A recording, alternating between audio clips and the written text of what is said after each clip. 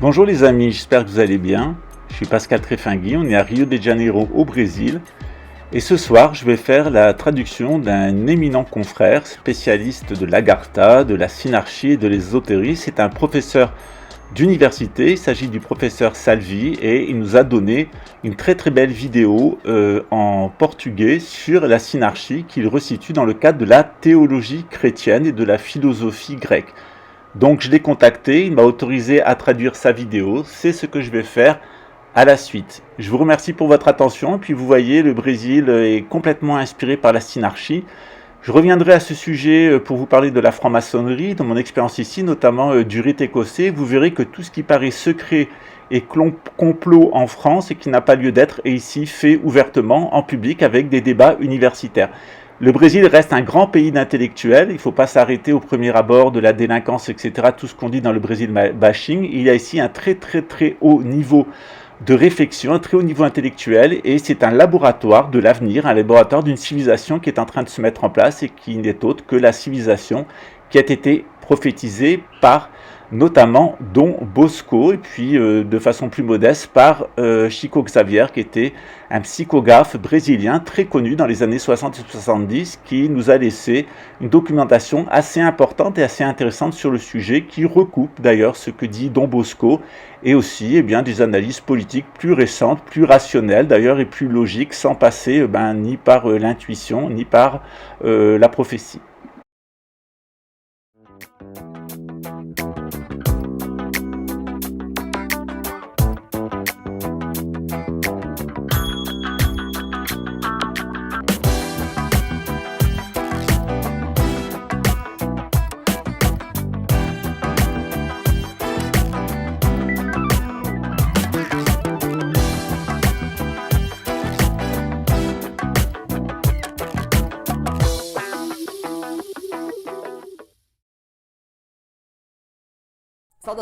Bienvenue sur le canal Agartha, je suis le professeur Salvi. Nous allons aujourd'hui parler d'un sujet un peu inusité qui est la synarchie selon Saint-Yves d'Alvedre. Je suis Luis A.W. Salvi, professeur d'université au Brésil. La synarchie est un mode d'organisation sociale qui est très connu dans les milieux ésotériques mais qui est particulièrement inconnu du grand public. Voyons ce que c'est. Nous avons déjà abordé ce sujet sur cette chaîne Agartha avec beaucoup de références historiques auxquelles je vous renvoie dans la description. Aborder ces sujets est particulièrement intéressant dans le cadre de la formation du Brésil en tant que civilisation. Le sujet de la synarchie est également abordé par la philosophie classique grecque et la scolastique du Moyen-Âge. Voyons ce qu'il en est.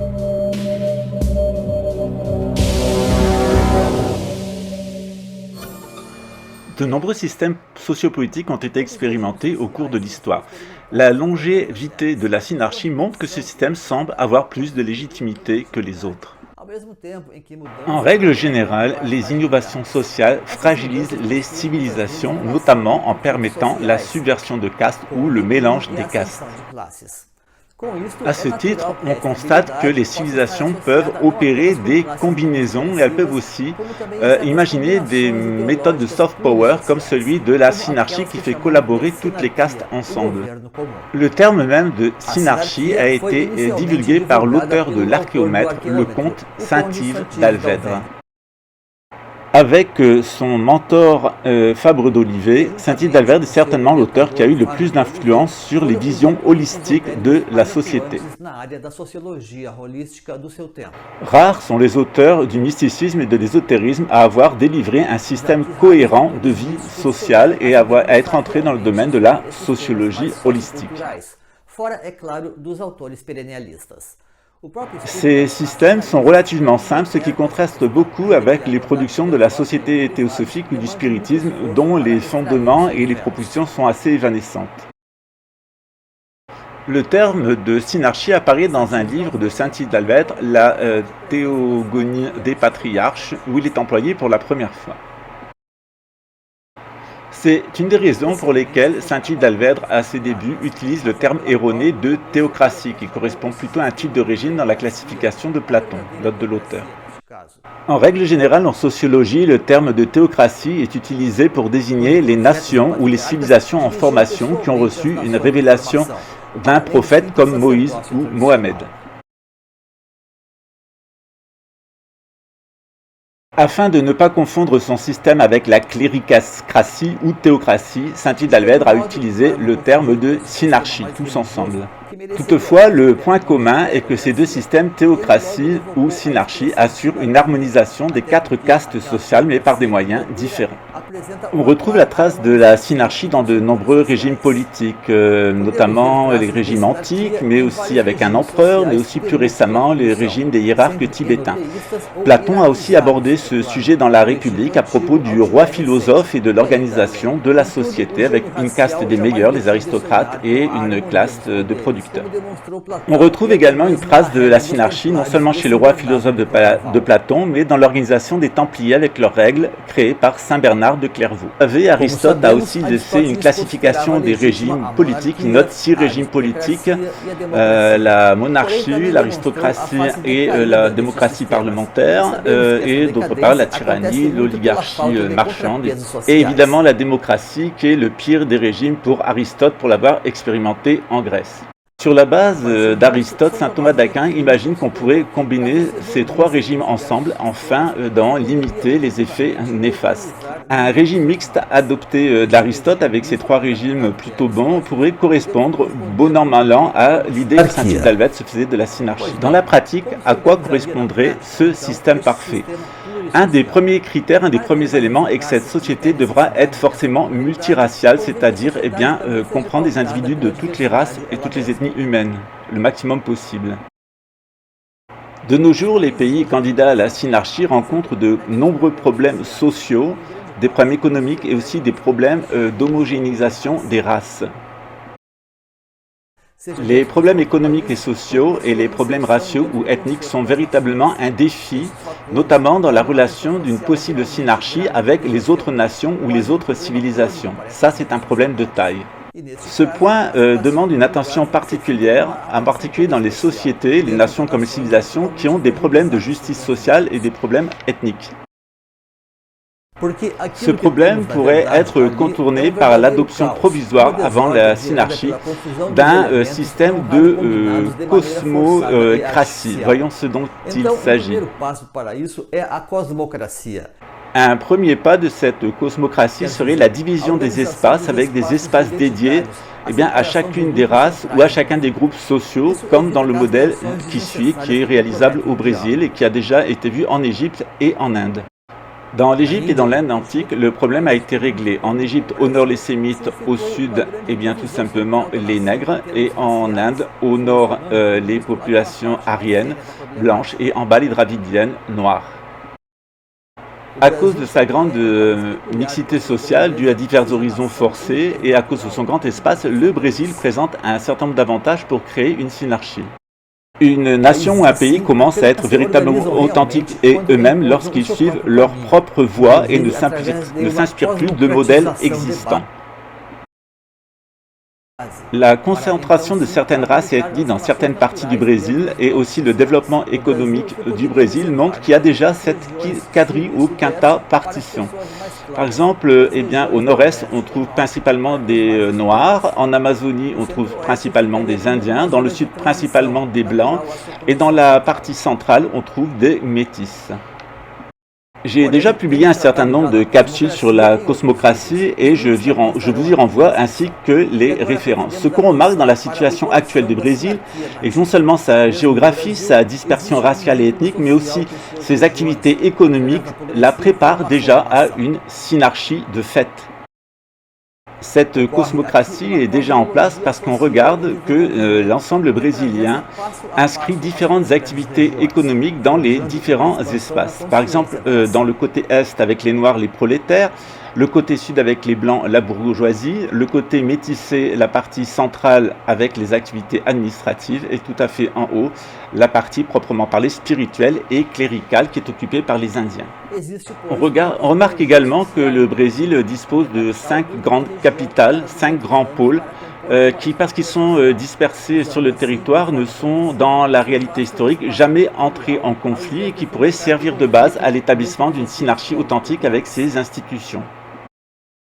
De cette manière, nous assistons à une reconstruction de la société pérenne, de la société traditionnelle avec ses 4 castes. Cette concurrence entre les grandes cités du Brésil, qui correspond à des phases de son développement, pourrait aussi être harmonisée en adoptant Brasilia comme capitale centrale et comme point de convergence qui centraliserait et équilibrerait toutes les tensions entre les capitales régionales. Se pose évidemment aussi d'un point de vue vertical la façon dont nous allons administrer les différentes classes sociales, parce qu'elles sont donc localisées dans différents endroits du Brésil. Et là aussi, eh bien, nous avons une solution qui est donnée par l'histoire et par la géographie du Brésil. On retrouve dans ce système évidemment eh bien, la cité idéale telle qu'elle est décrite par saint Thomas d'Aquin dans sa somme théologique, où on retrouve eh bien, les différentes castes et puis la manière d'administrer les différentes strates de la société et de les ventiler dans un espace géographique dédié. Il est intéressant que saint Thomas d'Aquin, en réalité, dans sa description où il parlait des chefs, où il parlait du peuple, eh bien, oubliait tout simplement l'organisation cléricale, c'est-à-dire l'Église catholique à laquelle il appartenait, mais qui, évidemment, dans le système monarchique est impliquée, puisque c'est elle qui sacre les rois et qui sanctifie d'une certaine façon le choix qui a été fait par les peuples.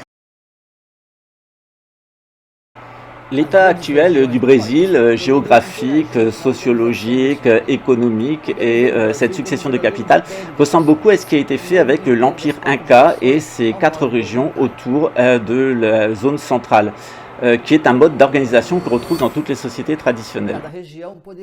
Chaque partie du Brésil pourrait avoir un mode de monarchie parlementaire, c'est-à-dire à la fois des élus du peuple et à la fois aussi bien des dirigeants royaux qui sont confirmés par l'autorité spirituelle qui se tiendrait dans la partie centrale du Brésil. A base da cultura seria administrada então especialmente a partir desses 2 escalões.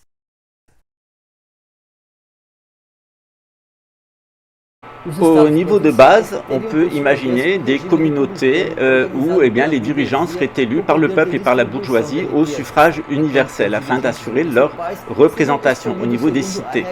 Ensuite, au niveau des États, eh bien, on aurait une organisation de type républicaine.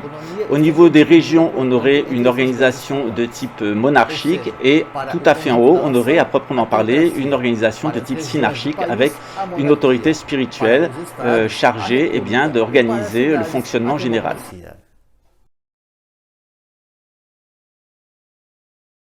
Il est clair qu'un tel système permettrait à tout le monde d'être représenté et d'avoir un accès direct au pouvoir. Tout à fait en haut, la théocratie, c'est-à-dire eh bien, ce qui entourait l'empereur, serait là pour donner la direction en matière d'éducation, en matière de moralité et en matière de spiritualité, afin de donner vers les castes inférieures et vers les autres États, puisque la théocratie serait dans l'État central, eh bien, une directive afin que eh bien, les différentes nations qui composent le Brésil et qui se sont associées en civilisation puissent suivre une dynamique commune. De fait, une grande civilisation plurale de ce type permettrait d'équilibrer les différentes tendances séparatives, les différentes idéologies et les différentes natures psychiques qui sont liées à chacune des castes et à chacune des régions. Si vous pensez que la justice sociale règne au Brésil et qu'on peut se promener n'importe où dans la rue sans aucun risque, alors ne considérez pas cette option de la synarchie. Par contre, si vous faites un bilan froid et avisé de la situation, vous voyez tout l'intérêt d'avoir une synarchie. Le flux naturel de l'histoire amène le Brésil vers la synarchie. Mais si on souhaitait, à cause des égoïsmes, rester dans la situation actuelle, il faudra de plus en plus de violence, de plus en plus de répression pour arriver à contenir les injustices et la violence sociale que cela gère.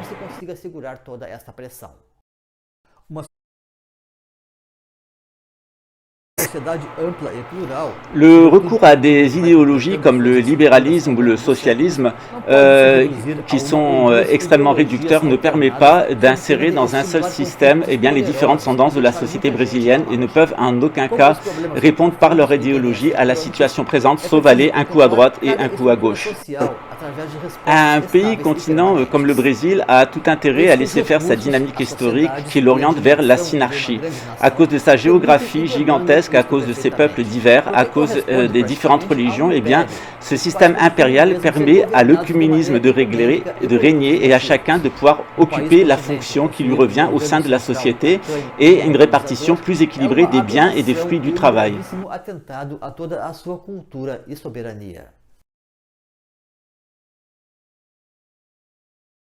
Le système d'éducation et de consultation à tous les niveaux de la société permet d'unir les différentes nations du Brésil dans une seule civilisation commune. Elle permet de régler bien des défis qui se présentent à l'heure actuelle à notre société.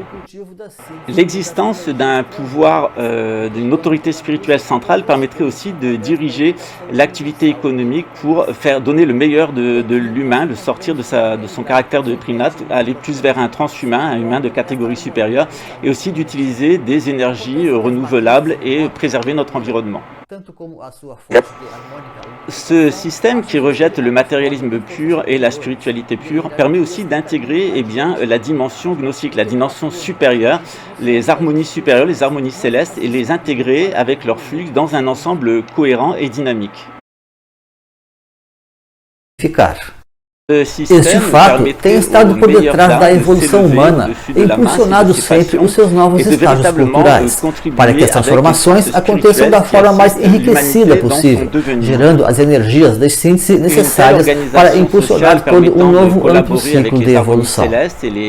É essa unidade transcendente, velada pelas forças superiores, que inspira, enfim, as melhores almas para trabalhar pela harmonia das coisas. O resultado é aquele quadro conhecido como a Idade de Ouro, que não representa meramente um idílio bucólico qualquer, mas sim uma grande harmonia entre as engendrações dos dois hemisférios humanos, o racional e o emocional, tal como a civilização e a natureza, ou a arte, tanto quanto o material e o espiritual.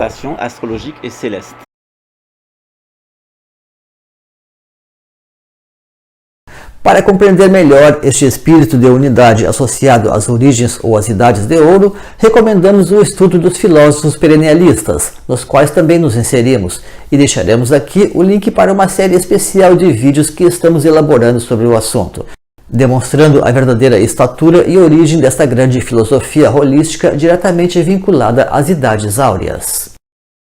E podemos também oferecer aos interessados esta obra Tradição e Transmissão, que fala muito sobre aristocracia, monarquia e teocracia, tal como este belo livro de mensagens intitulado O Livro Auriverde, contendo grandes sínteses sobre a sociologia holística. Os links do editorial estão na descrição aqui na plataforma e também no final do vídeo. Agradecemos a sua companhia, deixe o seu comentário e compartilhe com suas redes sociais. Até a próxima ocasião neste canal. E lembre-se sempre, a civilização cósmica está a caminho.